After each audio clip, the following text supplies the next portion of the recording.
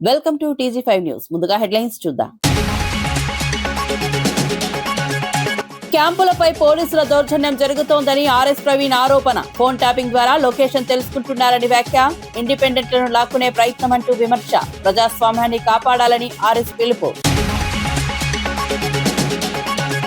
అంబటి వ్యవహారంపై మౌనిక తీవ్ర వ్యాఖ్యలు. కుటుంబంపై వ్యక్తిగత దూషణలు ఆమోదయోగం కాదని హెచ్చరిక. రాజకీయ ప్రతీకార ధోరణి మానుకోవాలని సూచన. వ్యవస్థలు ఎలా పనిచేస్తాయో చూపిస్తామని వ్యాఖ్య. ఒప్పందాలపై రాహుల్ వ్యాఖ్యలకు అమిత్ షా కౌంటర్. దేశ ప్రయోజనాలే ప్రథమమని కేంద్రం స్పష్టం. వాణిజ్య ఒప్పందాలతో ఆర్థిక లాభమని వివరణ. దేశ విషయాల్లో రాజకీయాలు మానాలని సూచన. తండాల అభివృద్ధిలో నిర్లక్ష్యం చేశారని బీజేపీ ఆరోపణ. గిరిజన ప్రాంతాల్లో మౌలిక సదుపాయాల కొరతపై విమర్శ. కేంద్ర పథకాల అమలులో రాష్ట్ర వైఫల్యమని వ్యాఖ్య. తక్షణ చర్యలు తీసుకోవాలని రాష్ట్రానికి డిమాండ్. కేసీఆర్ జన్మదిన వేడుకలను ఘనంగా నిర్వహించాలని వెల్లడి. రాష్ట్రానికి నీళ్లు కరెంట్ అందించిన నాయకులని ప్రశంస. సంక్షేమ పథకాలతో పేదలకు అండగా నిలిచారని వ్యాఖ్య. ఫిబ్రవరి 17 రాష్ట్ర వ్యాప్తంగా వేడుకలకు పిలుపు. ఇక వార్త వివరాల్లోకి వెళ్తే మంచిర్యాల జిల్లా క్యాతనపల్లి మున్సిపాలిటీలో బీఆర్ఎస్ సిపిఐ కౌన్సిల్లో ఉన్న క్యాంపుపై ఉద్రిక్తత నెలకొంది. చైర్మన్ ఎన్నికల ముందు భద్రాచలంలోని నందిని హోటల్లో ఉన్న కౌన్సిలర్లను చెదరగొట్టేందుకు పోలీసులు వచ్చారని బీఆర్ఎస్ ఆరోపించింది. కాంగ్రెస్ నేతలతో కలిసి పోలీసులు ఒత్తిడి తెచ్చారని విమర్శలు వెలువెత్తాయి. అప్రమత్తమైన మాజీ ఎమ్మెల్యే బాల్కసుమాన్ కౌన్సిలర్లను అక్కడి నుంచి తరలించి క్యాతనపల్లిలోని తన నివాసానికి తీసుకెళ్లారు. చైర్మన్ పీఠం కోసం అరాచకాలు జరుగుతున్నాయని బీఆర్ఎస్ నేతలు మండిపడ్డారు. రేపటి ఎన్నికల్లో దొడ్డిదారిన పదవిని చేజిక్కించుకోవాలని ప్రయత్నిస్తున్నారని ఆరోపించారు. ఘటనపై రాజకీయ వర్గాల్లో చర్చ జరుగుతోంది. పోలీసులు మాత్రం శాంతి భద్రతల కోసమే చర్యలు తీసుకున్నామని చెబుతున్నారు.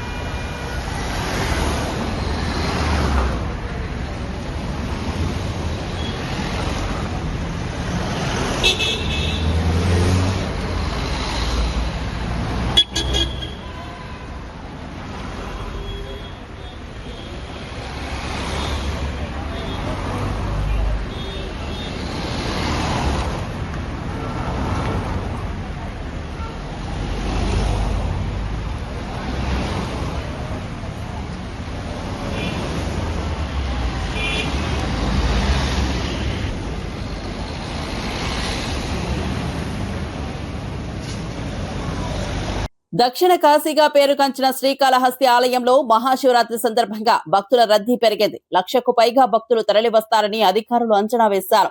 ఎమ్మెల్యే బొజ్జల సుధీర్ రెడ్డి ఆలయ ఏర్పాట్లను పర్యవేక్షించారు.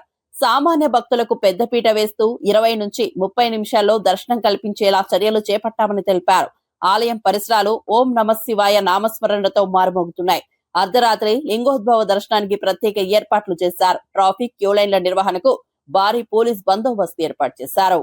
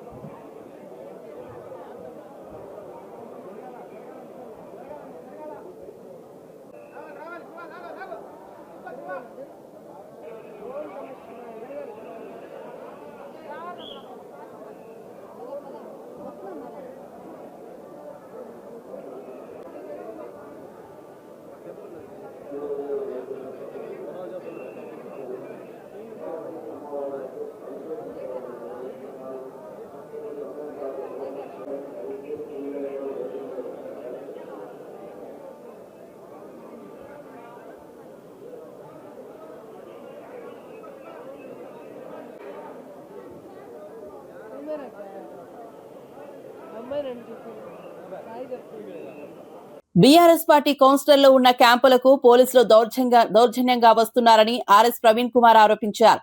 ఫోన్ ట్యాపింగ్ ద్వారా క్యాంపు లొకేషన్ తెలుసుకుని మఫ్టీలో పోలీసులను పంపుతున్నారని అన్నారు. బీఆర్ఎస్ కు మద్దతు తెలిపే ఇండిపెండెంట్ అభ్యర్థులను లాక్కునే ప్రయత్నం జరుగుతోందని విమర్శించారు. ప్రజాస్వామ్యాన్ని కాపాడాలని ఆయన పిలుపునిచ్చారు. ఎన్నికల సమయంలో ఇలాంటి చర్యలు తగ్గవని పేర్కొన్నారు. గ్రౌండ్ లో ఏం జరుగుతున్నదంటే ఎక్కడ కాంగ్రెస్ వాళ్ళు మరి మిగతా ప్రతిపక్షాల వార్డ్ మెంబర్లను అంటే కౌన్సిలర్లను కార్పొరేటర్లను తీసుకుపోతారని చెప్పి ఎవరికి వాళ్ళు క్యాంపులు పెట్టుకున్నారు. ఇబ్రహీంపట్నంలో మెజారిటీ వచ్చింది బీఆర్ఎస్కు. అందరికన్నా ఎక్కువ స్థానాలు బీఆర్ఎస్ చేతిలో ఉన్నాయి. వాళ్ళు రేపు ఎలక్షన్కు పోతే వాళ్ళెంబడి ఒక ఇండిపెండెంట్ స్వచ్ఛందంగా నేను మీ వెంబడే ఉంటానని వచ్చారు. వాళ్ళందరూ క్యాంపులో ఉంటే వాళ్ళు ఎక్కడ క్యాంపులో ఉన్నారో టెలిఫోన్ ట్యాపింగ్ల ద్వారా అదేవిధంగా సర్వైలెన్స్ టూల్స్ ద్వారా కనుక్కొని అక్కడికి లోకల్ పోలీసు వాళ్ళని పంపించారు. ఇంత దౌర్జన్యం ఎందుకు సార్? పోలీసు వాళ్ళ డ్యూటీ ఏంది? ఎవరు క్యాంపులు పెట్టుకుంటుంది వాళ్ళ ఇష్టం, వాళ్ళు క్యాంపులలో ఉంటారు. వాళ్ళు ఏమైనా మర్డర్లు చేసి క్యాంపులో కూర్చున్నారా? వాళ్ళు ఏమన్నా దొంగతనాలు చేసి క్యాంపులో కూర్చున్నారా? లేకపోతే మన సుల్తాన్ బజార్లో పట్టపగలే తుపాకీతో కాల్చి డబ్బులు ఎత్తుకపోయినారా వాళ్ళు ఏమన్నా? అక్కడికి ముగ్గురు యూనిఫామ్లు ఉన్న పోలీసు వాళ్ళు వచ్చి ఏం జరుగుతుంది ఇక్కడ, ఏంది ఈ క్యాంపులు ఎవరెవరున్నారు అని రావడం. ఎందుకండి ఇంత మీకు కసి ఆరాటం? నాకు ఈ దుర్మార్గం, దౌర్జన్యం. ఇంకా కొన్ని చోట్ల మఫ్టీలో ఉండే కానిస్టేబుల్లను కౌన్సిలర్ల రూపంలో కొన్ని క్యాంపులకు చొప్పించిండ్రు. అవసరమా? కొన్ని చోట్లయితే రోడ్డు మీద నుంచి ఎత్తుకొని పోయినరు. ఇంతకుముందు నేను బీఎస్పీ లీడర్లతో మాట్లాడినా. ఈ మెదక్లో, దాని తర్వాత మేడ్చల్లో ఆలియాబాద్ దగ్గర వాళ్ళిద్దరిని ఎత్తుకొని పోయినరు. అంటే ఏంది ఇది? ప్రజాస్వామ్యమా లేకపోతే ఇంకా అరాచకమా లేకపోతే రాజరికమా లేకపోతే ఏముంది ఇక్కడ? ఇదేమన్నా బనానా రిపబ్లికా? తెలంగాణ పోరాటాలు చేసి 1300 మంది అమరవీరులు మరి కేసీఆర్ గారి నాయకత్వంలో విరోచిత పోరాటం చేసి తెచ్చుకున్న తెలంగాణలో ఇంత దుర్మార్గమా? ఎక్కడ పడితే అక్కడ కార్పొరేటర్లు ఇండిపెండెంట్లు ఉన్నా వేరే పార్టీలున్నా వెంటనే గుంజుకపోయి వస్తున్నారంటే పోలీసు వాళ్ళని అడ్డం పెడుతున్నారు. ఎట్లా వీలవుతుంది ఇది ఏమన్నా న్యాయమా? అదేవిధంగా తాండూరు మున్సిపల్ ఎన్నికల కౌంటింగ్ సందర్భంగా కాంగ్రెస్ ఎమ్మెల్యే మనోహర్ రెడ్డి ఎన్నికల కోడ్ ఉల్లంఘించాడని బీఆర్ఎస్ నేతలు ఫిర్యాదు చేశారు. కౌంటింగ్ పూర్తి కాకముందే కేంద్రంలోకి వెళ్లారని ఆరోపించారు.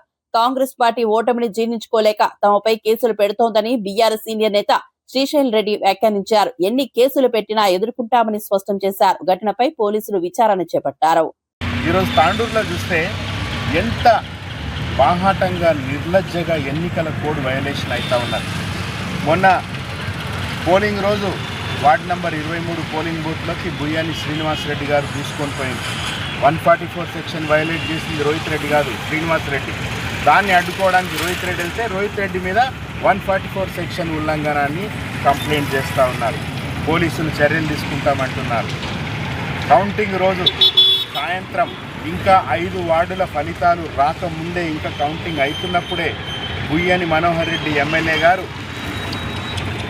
డీసీసీ అధ్యక్షుడు దారాసింగ్, స్వప్న పరిమళ్, కరణం పురుషోత్తమరావు, రవిగౌడ్ వీళ్ళందరూ కౌంటింగ్ సెంటర్లోకి పోయింది. దారాసింగ్ గారు మీడియా మిత్రులతో మాట్లాడుతూ చెప్పిండు, డిఎస్పీ గారు పర్మిషన్ ఇస్తే లోపలికి పోయినామని. వాళ్ళని అడ్డుకోరు, వాళ్ళు లోపలికి పోయి బీఆర్ఎస్ అభ్యర్థుల ఫలితాలను తారుమారు చేసే చర్యలకు పూనుకుంటారు. కాబట్టి దాన్ని సేఫ్ గార్డ్ చేయాలనే ఉద్దేశంతో రోహిత్ రెడ్డి గారు అక్కడికి పోతే రోహిత్ రెడ్డి గారిని అలో చేయరంట పోలీసులు, ఎమ్మెల్యేని అలో చేస్తారంట. నేను పోలీసు అధికారులకు కూడా విజ్ఞప్తి చేస్తున్నా, గౌరవ పోలీసు అధికారులారా, ఎన్నికల సంఘము రాజ్యాంగం అందరికీ ఒకటే ఉంటుంది. ఎమ్మెల్యేకి పర్మిషన్ ఉండదు కౌంటింగ్ సెంటర్లో, ప్రధానమంత్రికి కూడా ఉండదు. నేను మళ్ళీ చెప్తున్నా, కేవలం పోటీ చేసిన అభ్యర్థికి, ఎలక్షన్ ఏజెంట్కి, కౌంటింగ్ ఏజెంట్కి తప్ప ఎవరికి అనుమతి ఉంటుంది. అట్లాంటిది ఎమ్మెల్యే 6-7 మందితో కూర్చున్నాడు బాధాప్తా, ఆడ కుర్చీలు వేస్తుండ్రు వాళ్ళకు, ఆయన లోపల కూర్చుని ఫోన్ మాట్లాడుతున్నాడు ఎమ్మెల్యే. ఇది ఎక్కడి రాజ్యాంగం? ఇది ఎక్కడి ప్రజాస్వామ్యం? ఇది ఎక్కడి కాంగ్రెస్ మార్కు ప్రజా పాలన ఇది? సో ఇది ప్రశ్నించినందుకు ఈరోజు రోహిత్ రెడ్డి మీద ఇంకో 9 మంది మీద ఎఫ్ఐఆర్లు బుక్ చేశారు. బిఎన్ఎస్ఎస్ 173, 176 చట్టం కింద కేసులు బుక్ చేసి అది ఎనీవే మేము ఎలక్షన్ కమిషన్ కంప్లైంట్ చేసినాం, అందరికి కంప్లైంట్ చేసినాం. కోయంబత్తూరులోని ఈషా ఫౌండేషన్ లో మహాశివరాత్రి మహోత్సవాలు ఘనంగా ప్రారంభమయ్యాయి. రక్షణ మంత్రి రాజ్నాథ్ సింగ్, మహారాష్ట్ర సీఎం దేవేంద్ర ఫడ్నవీస్ సహా పలువురు ప్రముఖులు హాజరయ్యారు. సద్గురు ఆధ్వర్యంలో ప్రత్యేక పూజలు, సాంస్కృతిక కార్యక్రమాలు నిర్వహించారు. వేలాది మంది భక్తులు రాత్రంతా ధ్యానం, భజనల్లో పాల్గొన్నారు. భద్రతా ఏర్పాట్లు కట్టుదిట్టంగా చేశారు.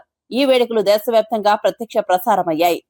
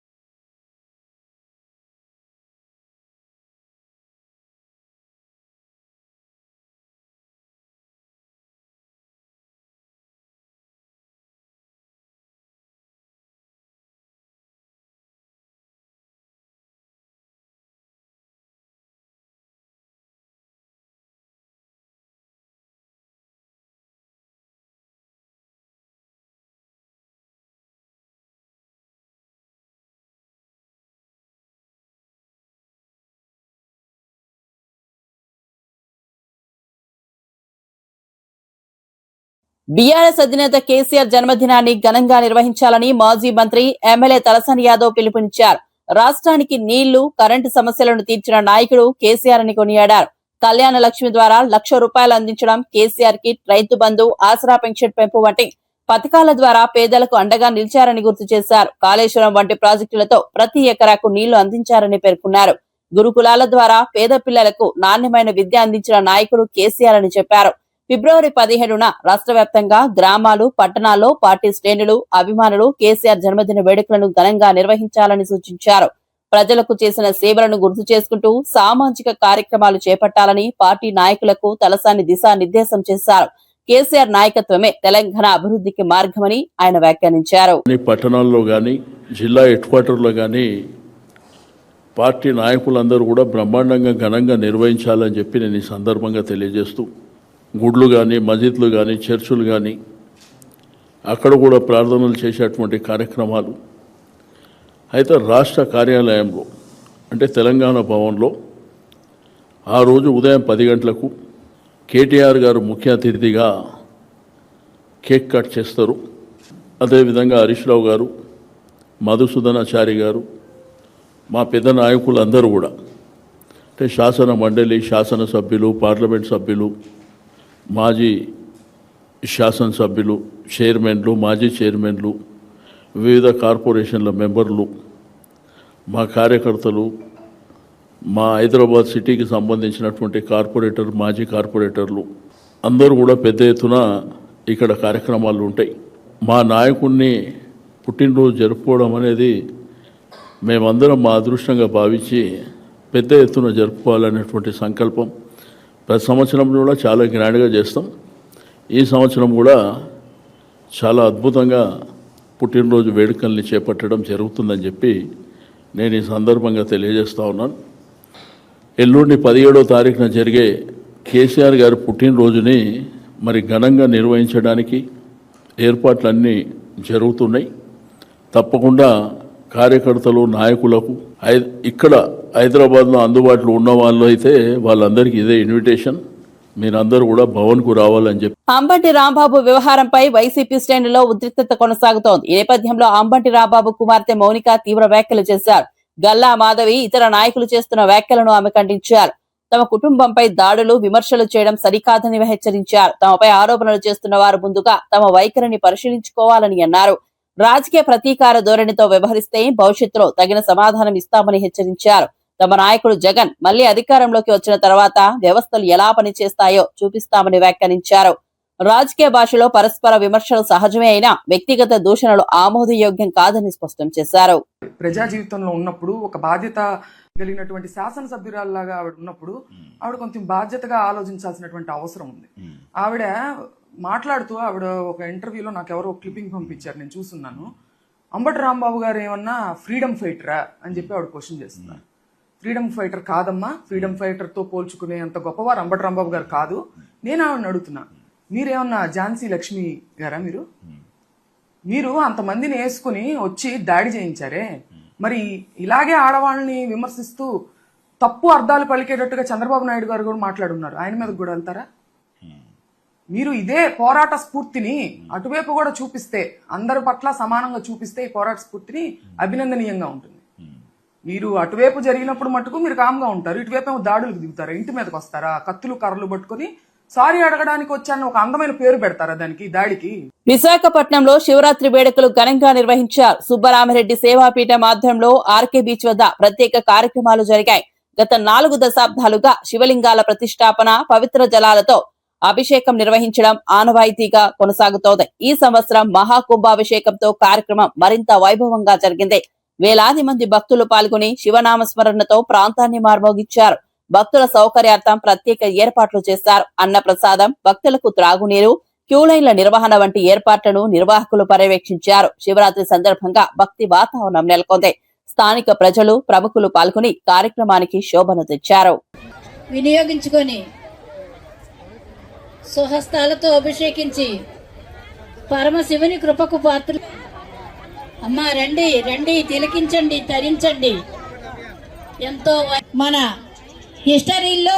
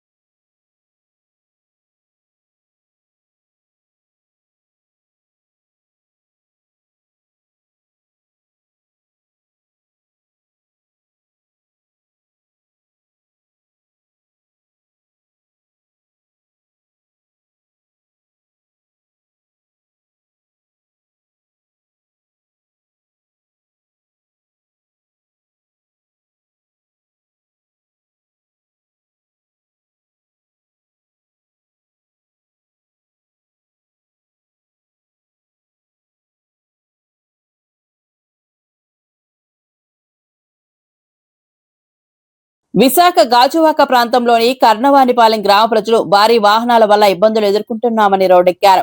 గంగవరం ఫోర్ట్ స్టీల్ ప్లాంట్ కు వెళ్లే బొగ్గు లారీల వల్ల దుమ్ము, కాలుష్యం పెరిగి ఆరోగ్య సమస్యలు తలెత్తుతున్నాయని వాపోయారు. పిల్లలు, పెద్దలు శ్వాసకోశ సమస్యలతో బాధపడుతున్నారని తెలిపారు.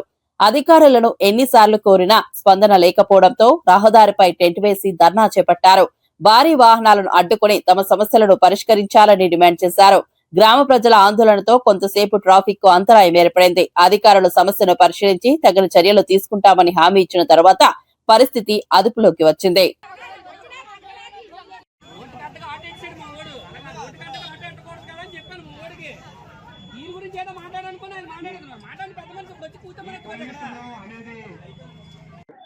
నమస్కారం అండి, మాది పాత కర్ణవానిపాలెం గ్రామం. ముందుగా మా సమస్యను పై దృష్టికి తీసుకెళ్ళడానికి వచ్చిన మీడియా సోదరులందరికీ మా తరపున ధన్యవాదాలు తెలియజేసుకుంటున్నాం సార్. మేము దాదాపు 5 సంవత్సరాల నుంచి మాకున్న ఈ పొల్యూషన్ గురించి అన్ని కార్యాలయాల్లో తిరిగి లెటర్లు ఇచ్చాం సార్. అందరూ కూడా చూద్దాం చేద్దాం అని అన్నవాళ్ళ తప్ప 5 సంవత్సరాలు అన్ని కార్యాలయాలు తిరిగి చాలా విసిగిపోయాం సార్. ఇంకా మాకు తప్పని పరిస్థితుల్లో లాస్ట్ ఆప్షన్గా ఈరోజు ఈ కార్యక్రమాన్ని ఎంచుకున్నాం. మేము గంగవరం పోర్ట్ నుండి స్టీల్ ప్లాంట్ నుంచి వచ్చే భారీ వాహనాల వల్ల పొల్యూషన్ పెరిగిపోయి అలాగే రోడ్లు కూడా ఈవెన్ ఒక లారీలు అయితే తీసుకెళ్లాల్సిన దానికన్నా వెయిట్ ఎక్కువగా టన్స్ తీసుకెళ్లడం వల్ల సరిగ్గా తార్పాలు కట్టకపోవడం వల్ల ఆ డస్ట్ అంతా కింద పడడం, వెనకొస్తున్న వాహనాలు ముందు రోడ్డు కనబడక లారీల కిందకి వెళ్ళిపోయి యాక్సిడెంట్ జరగడం. మా ప్రాంతంలోనే దాదాపు 10-15 మంది ఈ లారీల కింద పడి చనిపోవడం జరిగింది.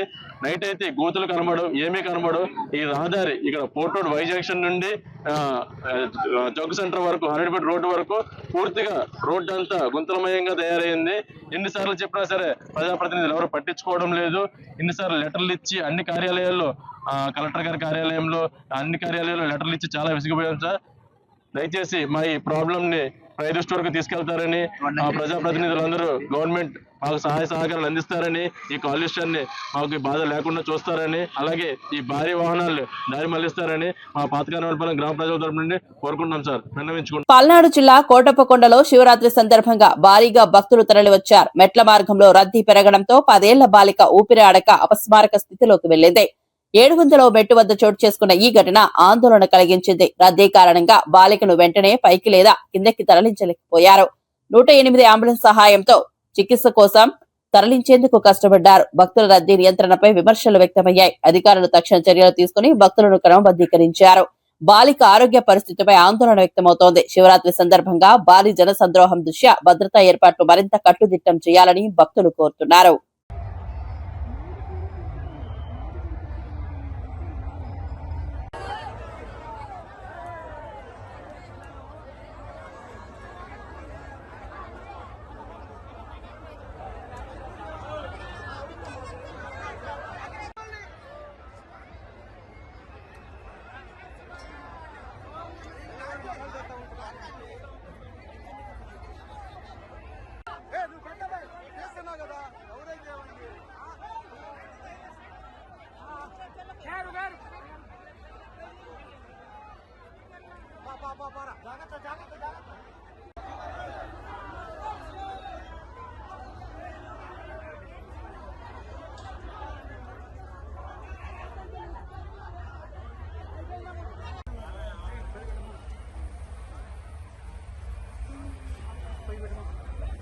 జనసేన పార్టీ సభ్యత్వ నమోదు కార్యక్రమాన్ని ఆ పార్టీ అధ్యక్షుడు పవన్ కళ్యాణ్ మంగళగిరిలోని తన క్యాంపు కార్యాలయంలో ప్రారంభించారు.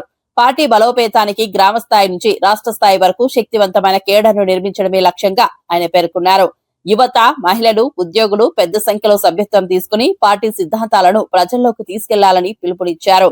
ప్రజా సమస్యల పరిష్కారమే జనసేన ప్రధాన ఎజెండా అని స్పష్టం చేశారు. రాబోయే ఎన్నికలను దృష్టిలో ఉంచుకుని పార్టీ శక్తిని మరింత పెంచే దిశగా ఈ సభ్యత్వ కార్యక్రమం కీలకంగా మారనుంది. కార్యకర్తలు ప్రతి ఇంటికి చేరుకుని సభ్యత్వ నమోదు చేపట్టాలని సూచించారు.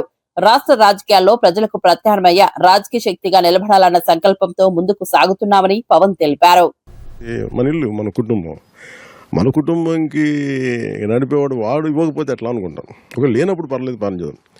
సినిమాలు ఉన్నాయి, సంపాదిస్తున్నాం. మనం అందరం కూడా మన భగవంతుడిని మనం ప్రార్థించుకుంటూ ఆ బ్లెస్సింగ్స్ తోటి ముందుకెళ్లే విధంగా ఈ రోజున ప్రత్యేకంగా మహాశివరాత్రి రోజున ప్రెసిడెంట్ గారు మొట్టమొదటి సభ్యత్వం ఆయనే తీసుకుని 26వ తారీఖు నుంచి మనం రాష్ట్ర వ్యాప్తంగా ఈ కార్యక్రమాన్ని తీసుకెళ్దామని ఖరారు చేశారు. పిఠాపురంలో అందరికన్నా ముందు ప్రారంభిద్దాం, ఒక వారం ముందు. ఎందుకంటే పిఠాపురంలో ఒక కాన్సెప్ట్లో ప్రెసిడెంట్ గారు మన క్యాడర్ని, నాయకత్వాన్ని ముందు నడిపించాలి, వాళ్ళకి ఒక బాధ్యత అర్థం అవ్వాలనే ఉద్దేశంతో అక్కడ కొంచెం కసరత్తు చేయడం జరిగింది.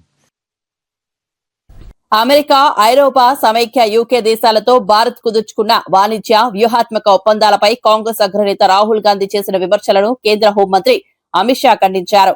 దేశ ప్రయోజనాల దృష్ట్యా తీసుకున్న నిర్ణయాలను తప్పుదోవ పట్టించే ప్రయత్నం జరుగుతోందని ఆరోపించారు. ఈ ఒప్పందాల ద్వారా దేశ ఆర్థిక వ్యవస్థకు, రక్షణ రంగానికి, ఎగుమతులకు గణనీయమైన లాభం కలుగుతోందని తెలిపారు. భారత ప్రయోజనాలే ప్రథమమని, దేశ భద్రత, అభివృద్ధి దృష్ట్యా ప్రతి ఒప్పందం కుదుర్చుకున్నామని స్పష్టం చేశారు. అంతర్జాతీయ వేదికపై భారత్ ప్రతిష్ట పెరుగుతోందని పేర్కొన్నారు. ప్రజల్లో అపోహలు రేకెత్తించేలా రాజకీయ విమర్శలు చేయడం సరికాదని అమిత్ షా అన్నారు. దేశ ప్రయోజనాల విషయంలో రాజకీయాలు చేయకుండా సహకరించాలని కాంగ్రెస్ కు సూచించారు. यूरोपियन यूनियन, इंग्लैंड, इसके साथ हुए जो एफटीए और अमेरिका के साथ हुई ट्रेड डील, ये दोनों के माध्यम से मोदी जी ने किसानों के हित को नुकसान पहुंचा है. मैं राहुल गांधी जी को चैलेंज देना चाहता हूं, किसी भी मंच तय कर लो, भारतीय जनता पार्टी का युवा मोर्चे का अध्यक्ष आकर आपसे चर्चा कर लेगा नुकसान किसने किया है। मैं आज इस मंच से देश के किसानों को कहने आया हूं कि राहुल गांधी झूठ बोल रहे हैं। किसानों को पूर्णतया नरेंद्र मोदी जी ने सुरक्षित किया है, किसी को चिंता करने की जरूरत नहीं। నిర్మల్ జిల్లా బైంసా మున్సిపాలిటీలో చైర్మన్ పదవి కోసం రాజకీయ పోరు ఉత్కంఠభరితంగా మారింది. స్పష్టమైన మెజార్టీ ఏ పార్టీకి రాకపోవడంతో స్వతంత్ర కౌన్సిలర్లపై ప్రధాన పార్టీల దృష్టి పడింది. వారిని తమ వైపు తిప్పుకునేందుకు తీవ్ర ప్రయత్నాలు సాగుతున్నాయి. క్యాంపు రాజకీయాలు, రహస్య చర్చలు, వ్యూహాత్మక సమావేశాలు కొనసాగుతున్నాయి. చైర్మన్ ఎన్నిక కీలకంగా మారడంతో పార్టీల నేతలు స్వయంగా రంగంలోకి దిగారు. మున్సిపల్ పాలనలో అధికారం సాధించేందుకు ప్రతి ఓటు విలువైనదిగా మారింది. స్థానిక రాజకీయాలు వేడెక్కడంతో పరిస్థితి ఉద్రిక్తంగా మారుతోంది. బైంసా రాజకీయాలపై రాష్ట్ర వ్యాప్తంగా ఆసక్తి నెలకొంది. చివరకు ఎవరి వ్యూహం ఫలిస్తుందో అన్న ఉత్కంఠ నెలకొంది. वैसे तो 4 साल रहता, हम ऐसा भी डिमांड नहीं करते। फर्स्ट 2 साल ही दो बोल रहे, हम 2 साल के बाद उन्होंने मसले आके हम टाइम हमारे कमिटमेंट के हिसाब से हम रिजाइन कर दिए। ये 2 आदमी माई चेयरमैन मेरे साथ इंडिपेंडेंट है बोल रहे, किसी के साथ इंडिपेंडेंट नहीं है। 2 इंडिपेंडेंट हमारे साथ है और हम उनको बोल रहे कि तुम तुम्हारे तरीके से रहो, हमारा जो डिमांड है वो होगा तो तुम्हारा भी जो डिमांड्स करके तुम उठे उसको हम दुरुस्त कर सकते। తండాల అభివృద్ధి విషయంలో కాంగ్రెస్ మరియు గత బీఆర్ఎస్ ప్రభుత్వాలు తీవ్ర నిర్లక్ష్యం చేశాయని బీజేపీ రాష్ట్ర అధ్యక్షుడు రామచంద్రరావు ఆరోపించారు. గిరిజన ప్రాంతాల్లో మౌలిక సదుపాయాల కొరత కొనసాగుతూనే ఉందని అన్నారు. త్రాగునీరు, రహదారులు, విద్య, వైద్య సదుపాయాల అభివృద్ధిలో స్పష్టమైన పురోగతి లేదని విమర్శించారు. గిరిజనులకు ఇచ్చిన హామీలు అమలు కాలేదని పేర్కొన్నారు. కేంద్ర ప్రభుత్వం గిరిజన సంక్షేమానికి ప్రత్యేక పథకాలు అమలు చేస్తోందని తెలిపారు. తండాల సమగ్ర అభివృద్ధి కోసం బీజేపీ కట్టుబడి ఉందని చెప్పారు. గిరిజనుల హక్కుల పరిరక్షణలో తమ పార్టీ ముందుంటుందని స్పష్టం చేశారు. రాష్ట్ర ప్రభుత్వం తక్షణ చర్యలు తీసుకుని తండాల సమస్యలు పరిష్కరించాలని డిమాండ్ చేశారు. సంక్షేమ పథకాలతో ఈ రోజు భారతదేశంలో ట్రైబల్స్ కి సంబంధించినటువంటి ఒక వెల్ఫేర్ సంక్షేమం కోసము నరేంద్ర మోదీ గారు అనేక పథకాలు తీసుకోవడం జరిగింది. వారి విద్య కోసం అయితే, వారి స్కాలర్షిప్లు అయితే, వారి ఉద్యోగ అవకాశాల కోసం అయితే, వారి యొక్క ఆరోగ్య పరిస్థితి కోసం అయితే, ఇవన్నీ కూడా చేస్తూ ఉన్నారు. ఒక సపరేట్గా ఒక గ్రామ పంచాయతీ హోదా ఇస్తూ అక్కడ నిధులు కానీ అక్కడ అభివృద్ధి కానీ కార్యక్రమాలు ఈ 2 ప్రభుత్వం కూడా చేయలేదు. ఈరోజు ట్రైబల్ ఏరియాస్లో ఏ డెవలప్మెంట్ జరిగినా కూడా అది ఐటీడీఏ ద్వారా కేంద్ర ప్రభుత్వం నిధులతోనే ఈరోజు ట్రైబల్ ఏరియాస్ కూడా డెవలప్ అవుతున్న విషయాన్ని మనం గుర్తుపెట్టి క్యాంపులపై పోలీసుల దౌర్జన్యం జరుగుతోందని ఆర్ఎస్ ప్రవీణ్ ఆరోపణ. ఫోన్ ట్యాపింగ్ ద్వారా లొకేషన్ తెలుసుకుంటున్నారని వ్యాఖ్య. ఇండిపెండెంట్లను లాక్కునే ప్రయత్నం అంటూ విమర్శ. ప్రజాస్వామ్యాన్ని కాపాడాలని ఆర్ఎస్ పిలుపు. అంబటి వ్యవహారంపై మౌనిక తీవ్ర వ్యాఖ్యలు. కుటుంబంపై వ్యక్తిగత దూషణలు ఆమోదయోగం కాదని హెచ్చరిక. రాజకీయ ప్రతీకార ధోరణి మానుకోవాలని సూచన. వ్యవస్థలు ఎలా పనిచేస్తాయో చూపిస్తామని వ్యాఖ్య. ఒప్పందాలపై రాహుల్ వ్యాఖ్యలకు అమిత్ షా కౌంటర్. దేశ ప్రయోజనాలే ప్రథమమని కేంద్రం స్పష్టం. వాణిజ్య ఒప్పందాలతో ఆర్థిక లాభమని వివరణ. దేశ విషయాల్లో రాజకీయాలు మానాలని సూచన. తండాల అభివృద్ధిలో నిర్లక్ష్యం చేశారని బీజేపీ ఆరోపణ. గిరిజన ప్రాంతాల్లో మౌలిక సదుపాయాల కొరతపై విమర్శ. కేంద్ర పథకాల అమలులో రాష్ట్ర వైఫల్యమని వ్యాఖ్య. తక్షణ చర్యలు తీసుకోవాలని రాష్ట్రానికి డిమాండ్. కేసీఆర్ జన్మదిన వేడుకలను ఘనంగా నిర్వహించాలని వెల్లడి. రాష్ట్రానికి నీళ్లు, కరెంట్ అందించిన నాయకులని ప్రశంస.